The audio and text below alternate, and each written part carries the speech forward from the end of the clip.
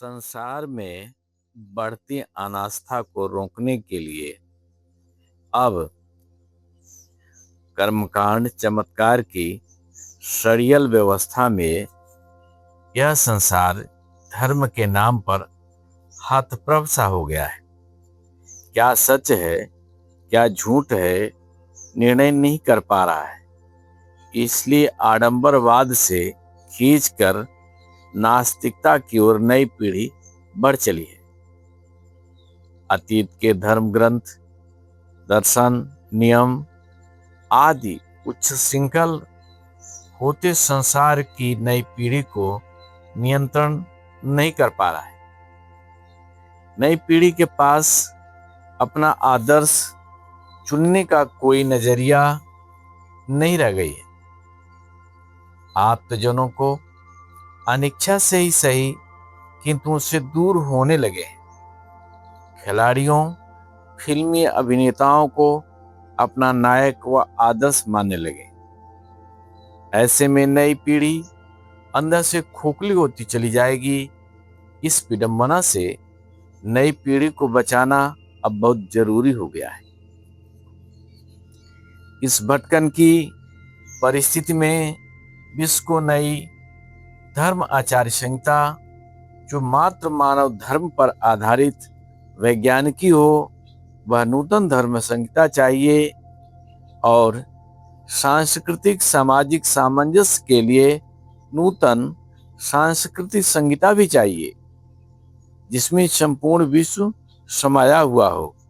इस पुनीत कार्य हेतु जब हमारे समन्वय मिशन के जननायक, संत सिपाही, मित्र परिवारक, रणबांकुर दरवाजे पर जाकर के दस्तक देंगे और उन्हें दैवी संदेश से बोध कराएंगे, तब संभवतः इस समस्या का समाधान होगा। वेद, बाइबिल, कुरान, इंजिल, तौरेत की तरह एक नया विश्व धर्म ग्रंथ पैगाम दे दिया गया है, जिसमें 5 दैवी पैगाम के साथ प्रखंड हैं, 10 प्रखंड हैं और विश्व के सभी पुराने धर्म ग्रंथ भी उसमें समाहित होकर सम्मान पा रहे हैं।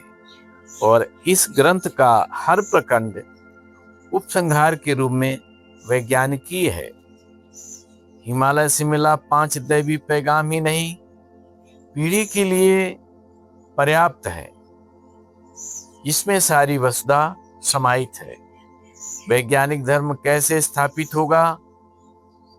जो लोक धर्म यानी मानव धर्म होगा, न कि हिंदू, मुसलमान, ईसाई, बौद्धी, जैनी आदि कुछ होगा।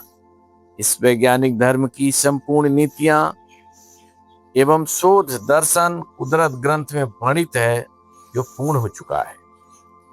विश्व को एक ऐसा सूत्र चाहिए, ऐसा सिद्धांत चाहिए, जो धार्मिक बखेड़ों से, धर्म ग्रंथों के बंधन से मुक्त करे। वह सूत्र परम वचन आसमान से हिमालय के छांव में उतर चुका है।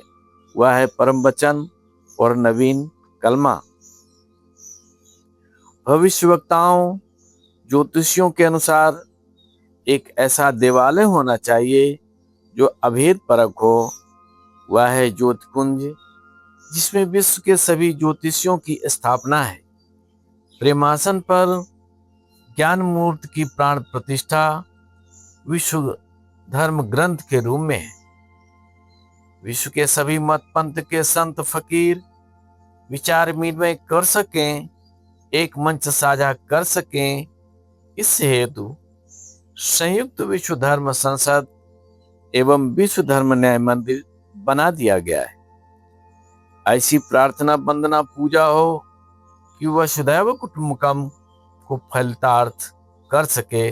इस हेतु विश्व राष्ट्रगान, विश्व प्रार्थना, विश्ववाणी, विश्व पूजा विधि, विश्व कल्याण प्रार्थना तैयार कर दिया गया है, जिसमें विश्व के परम पावन तीर्थ, पावन नदियां, पवित्र पहाड़, गुफाएं, पवित्र ईश्वरीय प्रतीकों का इन सब में संगम है, आदर है।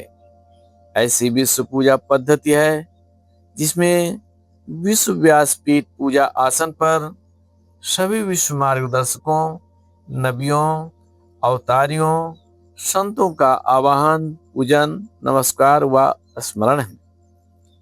वैज्ञानिक धर्म जो कुदरती हो, न कि भगवान व संत द्वारा स्थापित हो, इस हेतु पागलपोथी, प्रथम और अंतिम शोध, ब्रह्मांड विज्ञान जैसे शोध हो चुके हैं।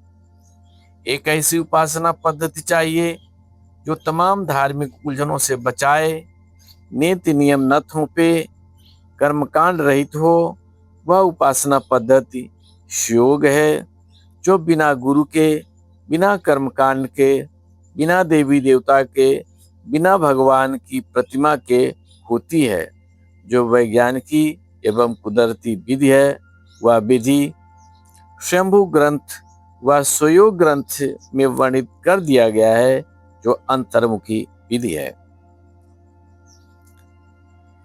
विश्व ग्रंथों, विश्व भविष्यवक्ताओं ने एक ऐसी नवीन आचार्य संहिता की परिकल्पना की थी जो गुरु आचार्य संहिता, संत आचार्य संहिता, देव आचार्य संहिता, ईश्वरीय आचार्य संहिता, धार्मिक आचार्य संहिता, संप्रदायी आचार्य संहिता से मुक्त करे, उलझन से बचाए और समस्त संसार को विश्व बंधुत्व के भाव से गले मिलाए।